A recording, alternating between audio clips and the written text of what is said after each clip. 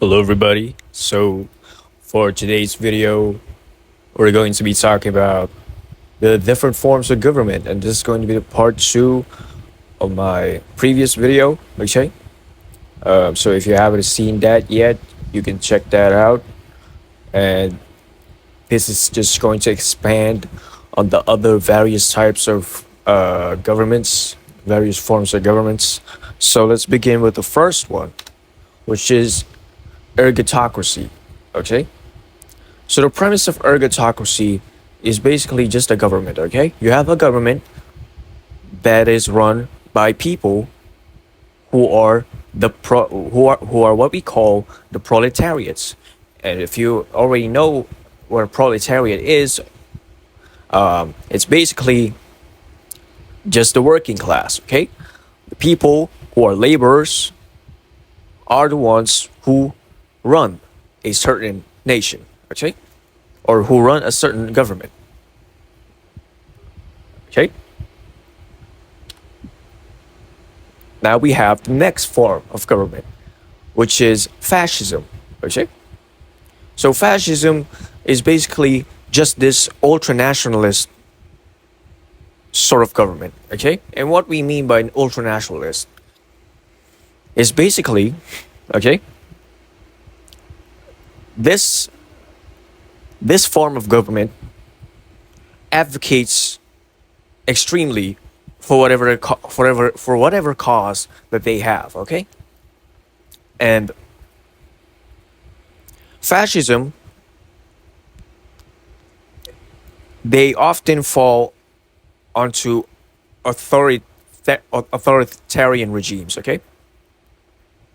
And what I mean by that is that the people who run this kind of government, they sort of have no political opposition.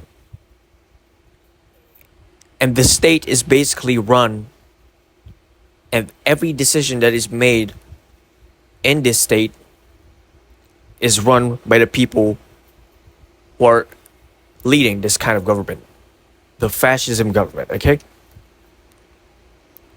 So let's go to the next one, which is federalism.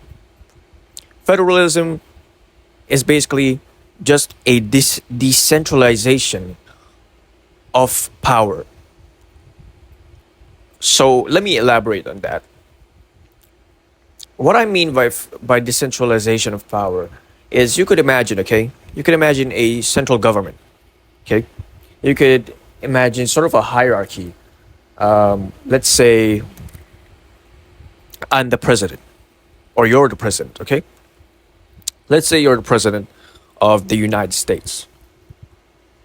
Now, as the president, you aren't going to be the only one who needs to run every single state that is in the country, okay?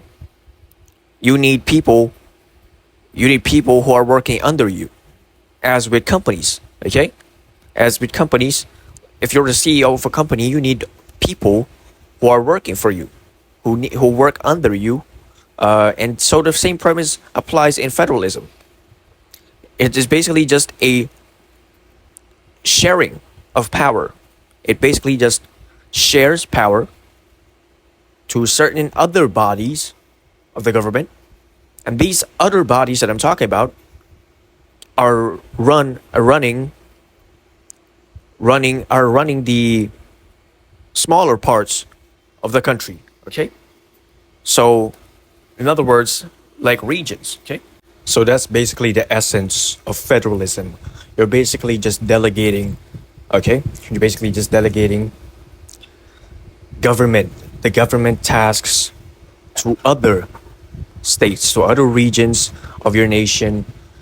But the only caveat is that those regions that you've delegated the power to, okay?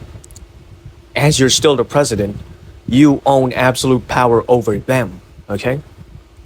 So they're basically just kind of like a messenger of some sort, okay?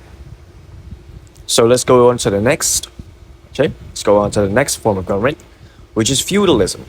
Feudalism is basically just this form of government that was created in medieval Europe. Okay, in medieval times of Europe, and we have here you can see from this illustration. It says here land and legal privileges, the king. Okay, and then I'm just going to give a summary of feudalism by this illustration.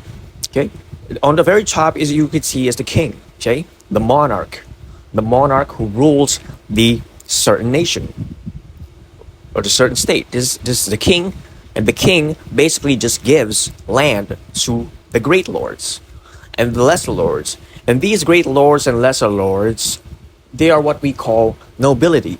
And these people are basically just appointed by the king in order to create or in order to expand the king or queens or the monarch's military army. Okay? And the way they do this, the way the monarch does this, is that they give these nobilities land and financial incentives. Okay, so after they've given the land to these nobilities, as we have spoken of earlier, these nobilities are going to hire knights. Okay. And these knights are basically the people who protect the kingdom or the state or the nation. Okay? And on the very bottom low of this hierarchical triangle is the peasants. These are the commoners. These are the common people that preside in this nation, okay, or kingdom. So let's go to the next form of government, which is the geniocracy form of government. So what is the geniocracy? Okay, so let me just explain this in a very simple manner.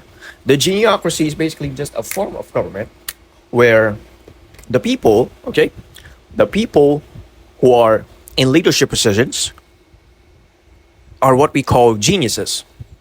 Okay, and the basis for the leadership positions in this kind of government is basically just intelligence and problem solving. And they have to be exceptional. The people who are in this position, they have to be exceptional and extremely intelligent. The core belief of geniocracy is basically, if you're going to put people into leadership positions, they have to be competent enough. Okay, you have to be competent. Okay, and how else could a person be more competent than by being intelligent enough to solve the nation's problems? And that's what the core belief of geniocracy is, in my own opinion, from my own understanding. Okay, so people in the geniocracy governments, they have people who are highly intelligent in their leadership positions. Okay, so next is the gerontocracy. So what is a gerontocracy? In essence, the gerontocracy is basically just people, okay? They are serving leadership positions. The people in a government are older, okay? Are inherently older than most of the population. So these people, they could be 60, 70, 80, 90, okay? So the basis of gerontocracy is basically just leadership positions, people who have leadership positions who are older than most of the population of a certain nation. Okay? So the next is imperialism. Okay? Imperialism is kind of like colonialism. Okay? But imperialism is basically just the general category of what colonialism implies. Okay? And what imperialism means is that imperialist nations basically just extend their power through taking territories, through taking resources, through extracting resources from other nations, from other sovereign nations, for their own gain. Okay? And that's basically what imperialism is. So the next would be kakistocracy. Kakistocracy. Okay? And kakistocracy, I believe, is just a derogatory term to describe a government that is That is, you can see in this picture right here, rule of the unprincipled, unethical, and unqualified.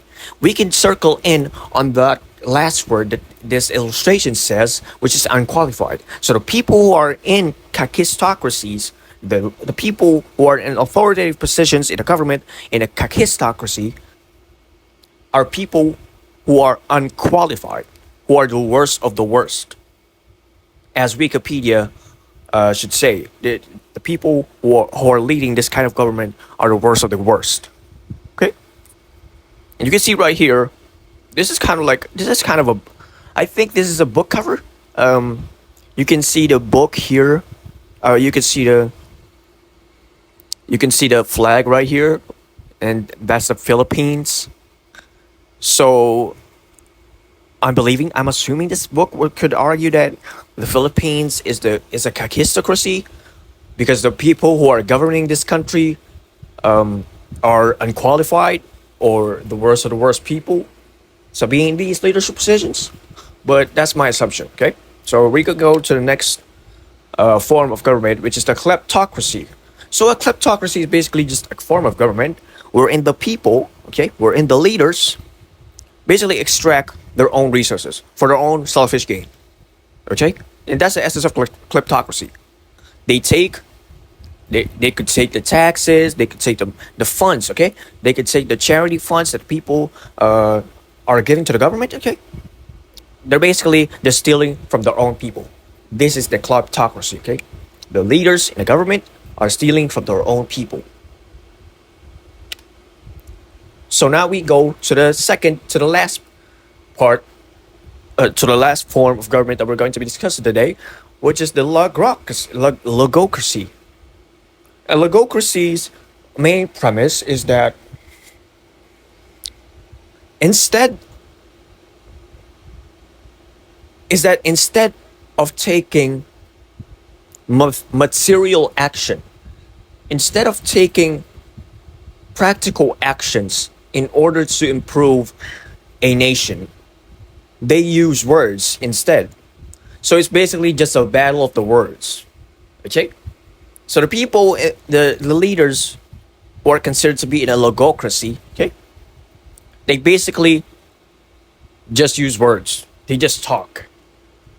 In essence, if we're going to oversimplify it to its very essence, a logocracy is just leaders who talk and do nothing. Okay? They talk and talk, but do absolutely nothing. Okay? That is what a logocracy is. Okay? So now we're going to be on the last form of government that we're going to be discussing today, which is the meritocracy. So what is a meritocracy? Okay? You could probably deduce what it means from just from the name itself. You could see it starts with merit. Okay? Merit. What is merit? It's basically just credentials. Okay? So the people, okay, let's expand on that. The people who lead this kind of government are qualified. Okay? They are qualified because of their abilities or their talents or whatever so that makes them qualified to be a leader of a government. Okay? It's basically just their ability. Okay? They're a leader because of their exceptional ability or talent. And that's basically what a meritocracy is. Okay? Now, I'm going to give a sort of a late disclaimer to everybody who's watching this. So anybody who's watching this, this isn't an in-depth explanation of every single one of these.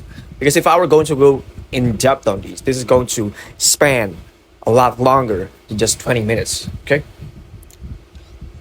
I'm just explaining to you or giving to you a simple idea on what these forms of government basically entail. Okay?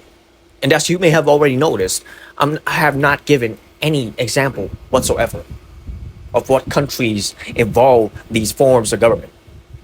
Okay? So if I may be wrong in any of the definitions that I have, please comment. Please comment and give me your feedback. This is going to be the end of the video. If you like the video, if you learned anything, please subscribe and like. Okay? and give me a thumbs up if you like it.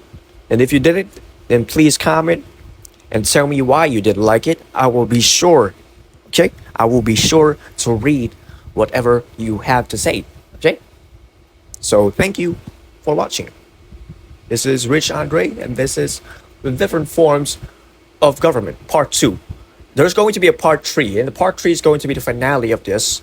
I didn't include the last parts because it's twice as long as this. No, actually, just as long as this, but just slightly more than this, okay?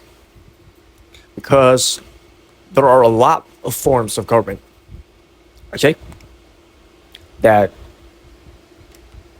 are out there, okay? So hopefully I gave you an overview, a good, simple overview on what kinds of governments there are. So stay tuned for part 3. Thank you guys for watching. And see you guys in the next video.